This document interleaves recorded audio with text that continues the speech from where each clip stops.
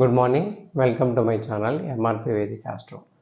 ఈరోజు టాపిక్ ఆరుద్ర, స్వాతి, శతభిష ఈ 3 నక్షత్ర జాతకుల మహాదశల గురించి తెలుసుకుందాం. సో పుట్టినప్పుడు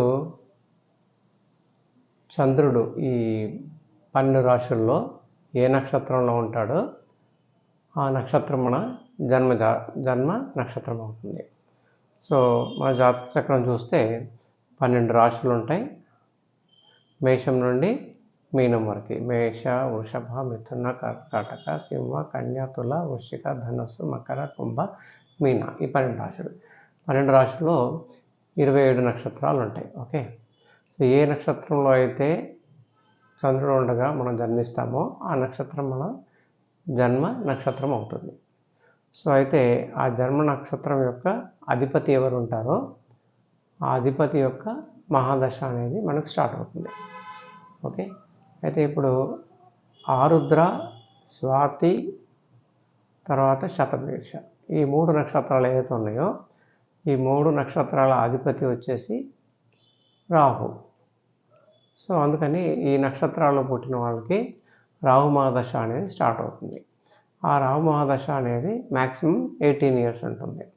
సో డిగ్రీస్ ఎన్ని డిగ్రీస్లో పుట్టారు అని దాన్ని బట్టి, సపోజ్ ఆరుద్ర అనుకోండి, ఆరుద్ర మిథునంలో 6 డిగ్రీల 40 మినిట్స్ నుంచి 20 డిగ్రీస్ వరకు ఆరుద్ర నక్షత్రం ఉంటుంది. అంటే 13.2 మొత్తం డిగ్రీస్, 13 డిగ్రీస్ 20 మినిట్స్ టోటల్ 4 పాదాలు ఉంటాయి. ఓకే, ఒక్కొక్క పాదం 3 డిగ్రీస్ 20 మినిట్స్ కదా. సో అయితే ఈ ఆరుద్ర అనేది నక్షత్రం మిథునంలో, తులాలో స్వాతి నక్షత్రము, కుంభలో శతభిష నక్షత్రం. ఓకే, ఈ నక్షత్రాల్లో పుట్టిన వాళ్ళకి స్టార్టింగ్ మహాదశ అనేది రాహు మహాదశ, అది మ్యాక్సిమం 18 ఇయర్స్. ఓకే, అయితే రాహు మహాదశ అయిపోయిన తర్వాత గురు మహాదశ అనేది స్టార్ట్ అవుతుంది. సపోజ్ రాహు అంటే ఆరుద్రలో జస్ట్ ఎంటర్ కాగానే, అంటే 6 డిగ్రీస్ 40 మినిట్స్ జస్ట్ కంప్లీట్ కాగానే పుట్టారనుకోండి, అంటే వాళ్ళకి ఈ రాహు మహాదశ అనేది కంప్లీట్ 18 ఇయర్స్ ఉంటుంది. అదే 2 పాదాల తర్వాత పుట్టారనుకోండి, అప్పుడు 9 ఇయర్స్ ఉంటుంది. ఆ విధంగా అన్నట్టు. సో ఈ రాహు మహాదశ అయిపోయిన తర్వాత వాళ్ళకి గురు మహాదశ అనేది స్టార్ట్ అవుతుంది. ఆ గురు మహాదశ 16 సంవత్సరాలు ఉంటుంది. సో 16 సంవత్సరాలు అంటే 18 ఇయర్స్ ఆఫ్ ఏజ్ కంప్లీట్ అయిపోతుంది రాహులో. 18 ఇయర్స్ నుంచి 34 ఇయర్స్ వరకు గురు మహాదశ అనేది నడుస్తుంది. గురు మహాదశ తర్వాత శని మహాదశ వస్తుంది. ఆ శని మహాదశ 19 ఇయర్స్ ఉంటుంది. సో అంటే 34 ఇయర్స్ ఆఫ్ ఏజ్ నుంచి 53 ఇయర్స్ ఆఫ్ ఏజ్ వరకు ఉండే ఛాన్సెస్ ఉంటుంది. శని మహాదశ తర్వాత బుధ మహాదశ అనేది స్టార్ట్ అవుతుంది. అది 17 ఇయర్స్ ఉంటుంది. సో ఈ నక్షత్రం వాళ్ళకి మ్యాక్సిమం 53 ఇయర్స్ ఆఫ్ ఏజ్ నుంచి 70 ఇయర్స్ ఆఫ్ ఏజ్ వరకు బుధ మహాదశ అనేది ఉంటుంది. దాని తర్వాత బుధ మహాదశ తర్వాత కేతు మహాదశ వస్తుంది. అది 7 ఇయర్స్ ఉంటుంది.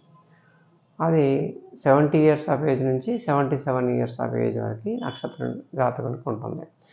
కేతు మహాదశ తర్వాత శుక్ర మహాదశ వస్తుంది. అది 20 ఇయర్స్ ఉంటుంది. సో జాతకునికి 77 ఇయర్స్ ఆఫ్ ఏజ్ నుంచి 97 ఇయర్స్ ఆఫ్ ఏజ్ వరకు ఉంటుంది.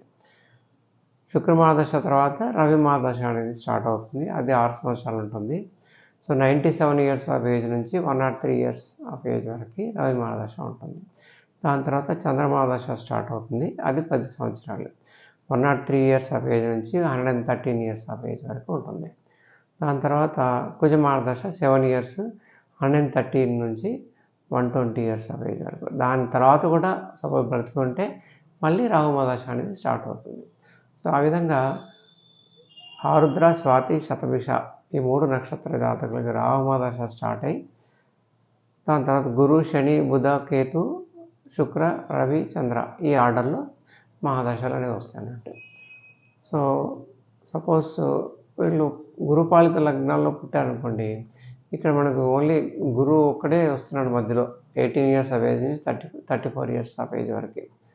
ఎందుకంటే గురు లగ్నంలో పుడితే 1/5 లార్డ్స్ మనకి శుభులు అవుతాడు. తర్వాత ఆ దశలు కూడా బాగా యోగిస్తాయి కాబట్టి ఈ 16 ఇయర్స్ మాత్రమే వాళ్ళకి అంత బాగా ఉండొచ్చు. దాని తర్వాత అంత బాగా ఉండకపోవచ్చు, అవకాశం ఉంది. But it depends.